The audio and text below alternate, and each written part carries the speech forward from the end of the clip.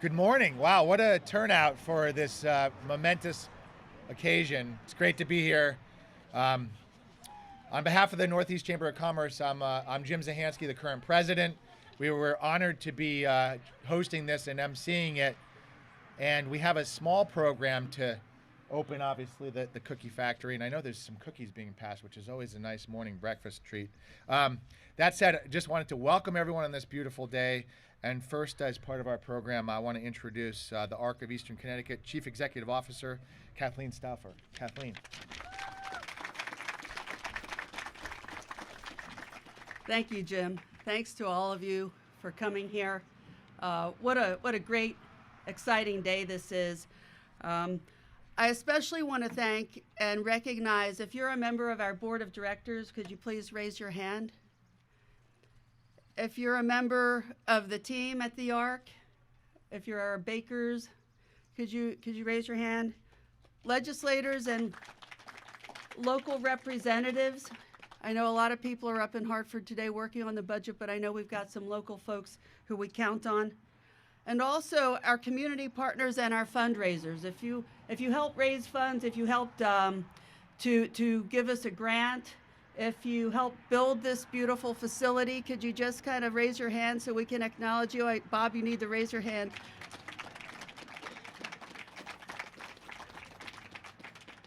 "70 years ago, a group of parents in New London County and Quinebaug Valley were meeting to discuss that their kids who had intellectual and developmental disabilities were not allowed in our public schools. They founded an organization called the ARC to ensure that their children could get an education. And you know, if you have a kid, if you have a niece or a nephew, and the doctor tells you your child can't learn, and you know they can, you're going to go to bat for that child. And that's what these parents were doing. They wanted a fair shake for their kids. 60 years later, about 10 years ago, we discovered we'd hit another obstacle. The rate of people with intellectual and developmental disabilities and gainful employment had remained flat for 20 years. And the fact was we were not doing a good job of training people with IDD for jobs. Our board, at the time that I was hired, said we have to do something. And so we engaged in a process of discernment. What does the ARC of today need to look like? What are the needs of the families we serve? What do the people we serve want for their lives? What's their dream? And so I want to welcome you today to our dream. We engaged in a series of strategic planning exercises, and we determined that the practice of paying people with IDD, and it shocks people even to this day, that you can apply for a waiver, and because someone has intellectual disability, you can pay them less than minimum wage. Well, what happens when you pay less and you expect less? You get less. So we had a 20-year flat rate where we were not making any progress at all. And what we decided we needed to do was make a commitment to excellence. Because if you think less of me because I have intellectual disability, but I make the best cookie you've ever eaten, then your view of my ability is forever changed. And we decided that everything we do has to be excellent. And in the process of that, we have post-COVID, and I really need to thank our team for this because we probably have made a transition as a nonprofit second to none. We have placed more than 20 people into community employment.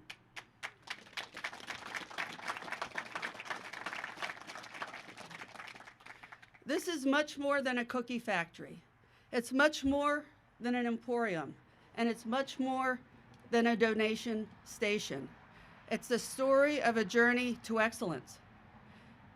We actually have a book coming out at the end of June called The 11 Secrets of Nonprofit Excellence. It's the story of this cookie, it's the story of this journey, and it's the story of what people with IDD can do if you believe in them and invest in them.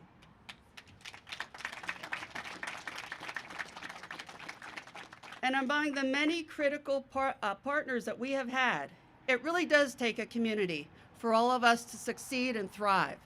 We need one another. We all have different talents and creative abilities. And among our critical partners to help us arrive at a winning product is a community group of retired executives called the Mentoring Corps for Community Development. And I would like to invite the Mentoring Corps for Community Development to come up right now so we can introduce them.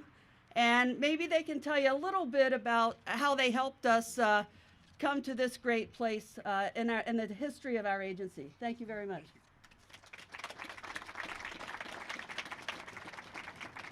Hi, I'm Dennis Powers, Chair of MCCD and Old Lyme. Our journey with ARC began about 11 years ago when ARC was looking at what sort of businesses they might want to get into, and we assisted in drafting business plans, including the cookie idea, which survived. Some of the others did not.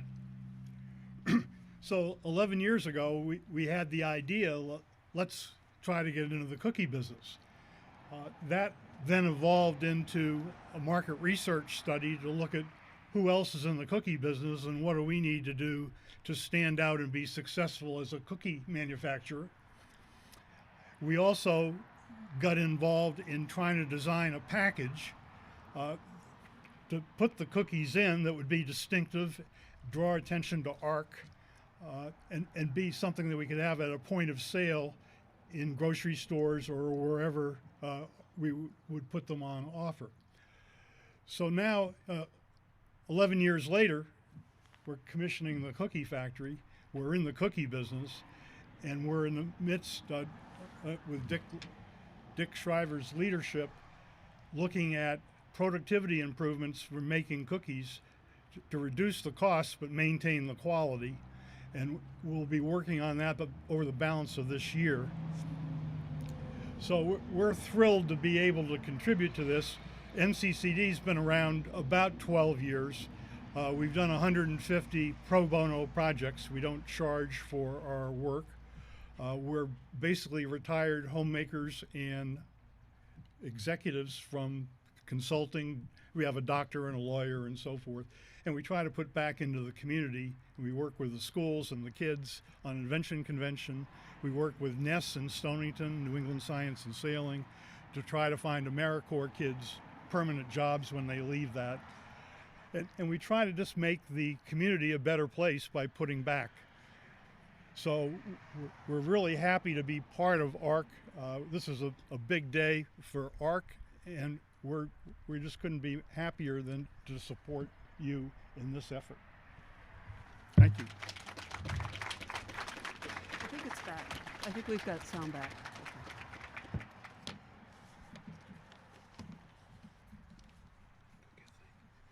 Thank you. Our IT team is never far away. Just another aspect of excellence here at the ARC Eastern Connecticut. Thank you, guys. And, you know, the diversity of our partnerships, I think, is really remarkable. I don't think there's anyone we asked who didn't help us and who wasn't really cheering for us.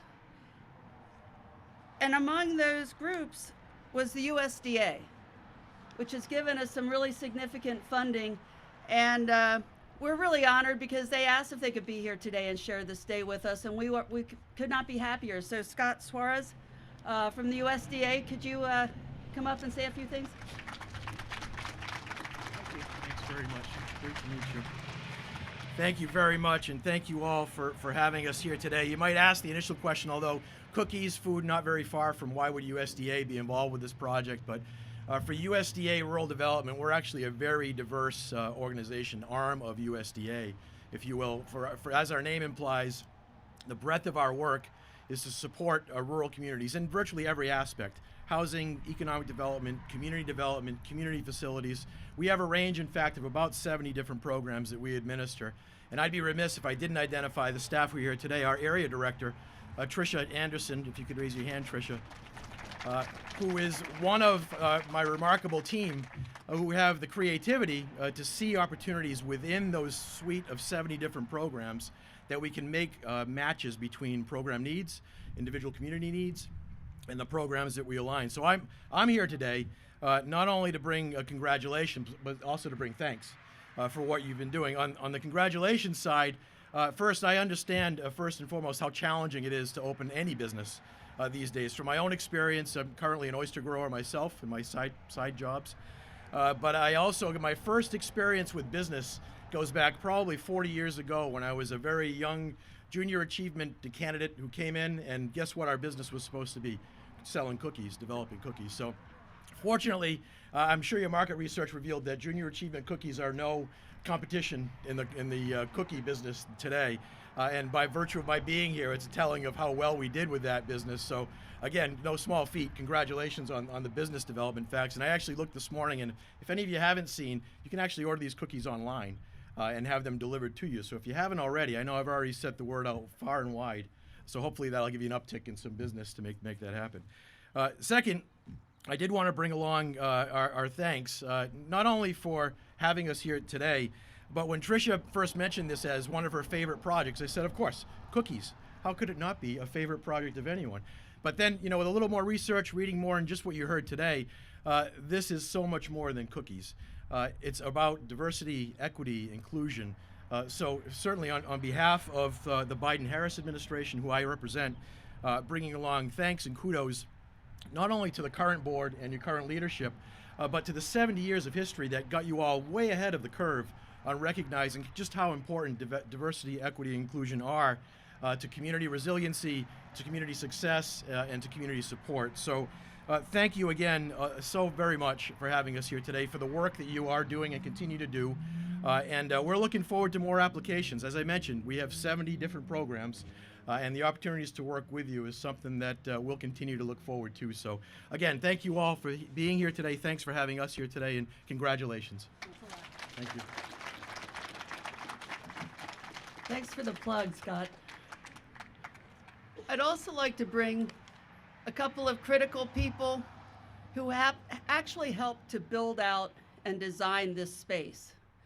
And I think we can all agree it's just a really gorgeous space. And so I'd like to invite Bob Hurd, the architect, George Mattern, Tim Gilmore from Mattern Construction, just come up and I don't know, maybe this project has been a little different than some you've done before, and if you want to share something about that, that would be great, if you're comfortable with it.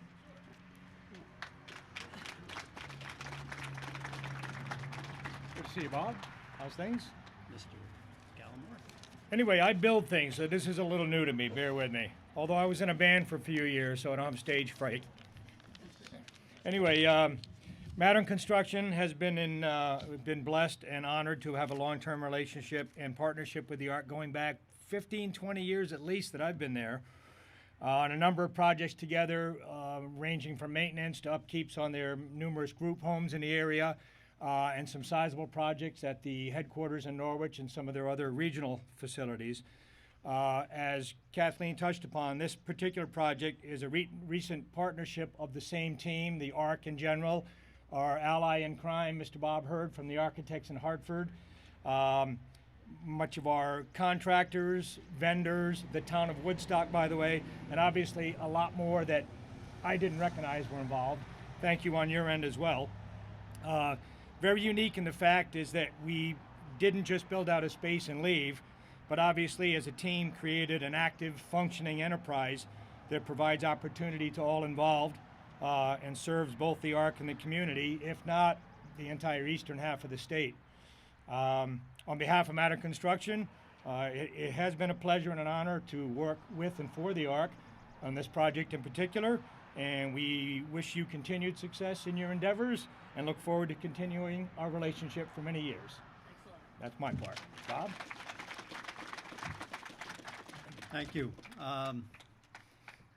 Tim and I worked together for the first time on a project for my historical society in Vernon. We did an accessibility project in 2009, 2010. And because of that, when Tim had a request from the ARC to put together a plan for improved accessibility at the Norwich headquarters. He asked me if I was interested. I've become I won't call it an expert, but a proponent of accessibility, improved accessibility in facilities of all types. And the ARC's headquarters in Norwich was somewhat unique. It had essentially 3 levels. Finding a way to get folks from the main entrance level to the first level of the 2-story building and then to the second level of the 2-story building was indeed an exercise in thoughtful planning, and we were able to accomplish that working with Mattern Construction and the ARC. Subsequent to that, we've done a couple of other projects with the ARC, and when this project came up, they invited me to provide the services. I was happy to do it. Inclusion is really the key to what the ARC does, and as Kathleen expressed, their efforts to create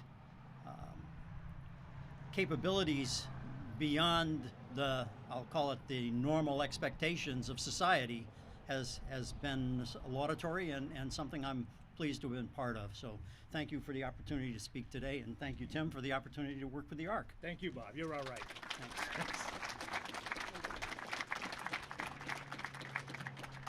Thanks, guys. I think this is a really great example of how nonprofits and businesses, local businesses, can really work together for the benefit of the community. And with that, I'd like to bring our Northeast Chamber President, Jim Zahansky, back. Thank you.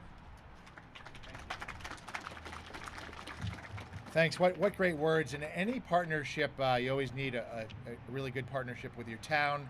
I'd like to invite First Selectman of Woodstock, Jay Swan, up to say a few words. Jay?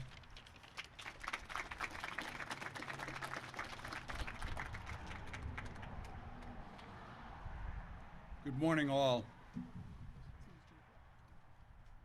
1972, there was a young college student that did an internship at the Dempsey Regional Center in Putnam. And in 1973, for those of you that math's not your forte, it was 50 years ago. That student was offered a job by Everett O'Keefe. And Everett was so embarrassed about what he could pay that student, he went to QVARC, which is Quinnebog Valley Association Retarded Citizens, and he asked them, would you supplement this guy's salary? And they did it for 2 years. And that young guy is me. Everett's gone. The Dempsey Center is gone, but I'm still here. The ARC is still here. And the other thing is, because of that, I always remembered that. So I've always, in my heart, had a good place for the ARC and what they do. And I've had a lot of work in conjunction with the ARC over the years, working for DDS, and after 30 plus years, I retired. But now I have another career. And for those of you that are retired, I would just say don't answer the phone. You never know what's going to happen. But to everybody that works here and supports it, I want to welcome you on behalf of the town. Thank you for coming to our town, and I wish you continued success. Thank you. Thanks, Jay, for your perspective and story. The Chamber of Commerce is really honored to be moderating this today. You know, the 23 towns we serve in our membership are valuable connections from our businesses. But I would also say, for this particular opening, I mean, the concepts of partnership for full equality and the idea that we want to achieve together with us, they're remarkable. And what you described of your journey and to be opening this cookie factory today is just really an amazing and remarkable progress. And I would also say that what I've heard around the journey is exactly what businesses would want to do. Do a little bit of research on what could work.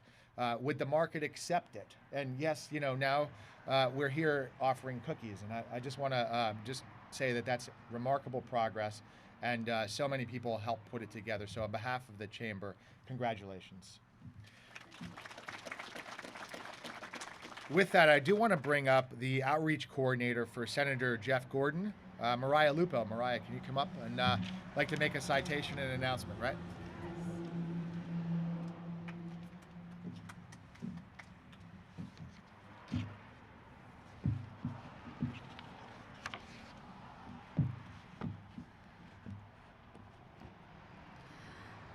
Be it hereby known that the Connecticut General Assembly offers its sincerest congratulations to the ARC of Eastern Connecticut in recognition of the grand opening of the Cookie Factory in Woodstock.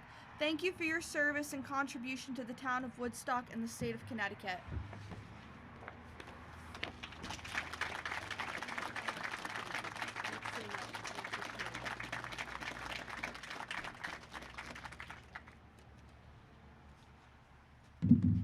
Well, awesome. That's amazing. You need a photo with that. Maybe you're getting some. Yeah, all right. We'll bring up the band. You know, obviously, such remarkable comments today, and wanna obviously congratulate you and the team. I know as you start this journey, there's a few other things that you want to remark about before we get to the ribbon cutting. So I want to bring you back up, and then we'll get to the ribbon cutting. So let me hold this for you. Thank you. Yeah, and once again, Kathleen. Thanks a lot. Yep. Also, if Jennifer and our bakers and Barry and Allison and all the people who bake and sell the cookies, could come up for the ribbon cutting, we'd really appreciate it. And I also want to invite all of you, from now until June 26th, we've got a special little promotion in honor of this grand opening and celebrating our dream called the Golden Chip Campaign. There are 14 golden chips hidden in bags of chocolate chip cookies being sold in Eastern Connecticut. And if you buy a bag of those cookies, wherever you might buy it, you can also just fill out a form and get yourself involved in the contest that way. But if you buy a bag of cookies with a golden chip in it, you get a platter of 150 free cookies. So thank you for joining our dream. Thank you for supporting our dream. Thank you for walking in partnership for full equality. And I'd like our team to come up and help us with the ribbon cutting.